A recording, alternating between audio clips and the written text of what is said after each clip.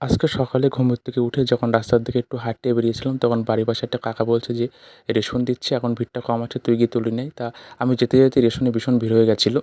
তা রেশন তুলতে, তুলতে অনেকটাই বেলা হয়ে গেছিলো। তা আজকে আর রান্না করতে পারিনি সকালে রেশন তোলার জন্য। তা কালকে রাত্রে রুটি করেছিলাম, সেই রুটি কটা অনেকটা ছিল। তাই সকালে আমি আর ঠাকুমা সেই রুটি আর কলাই খেয়েছিলাম।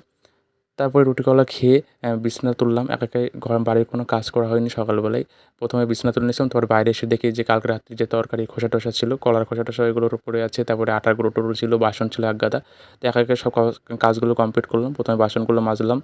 বাসনগুলো মাজা হয়ে গেলে পরে তারপরে হচ্ছে ঘরটা ওই যে লেপলাম, রান্নার জায়গাটা। তারপরে গ্যাসের ওভেনটা অনেকদিন ধরে পরিষ্কার করা হয় না সময়ের অভাবের জন্য। তাই গ্যাসের ওভেনটা একটু পরিষ্কার করে নিলাম। এই যে পরিষ্কার করা হয়ে গেলে পরে এগুলো করতে, করতে অনেকটা বেলা হয়ে গেছিলো। তারপরে ঘরটা ঝাঁট দিয়ে দুপুরে রান্নার জন্য যে রান্না করবো, আবার রান্না করতে হবে।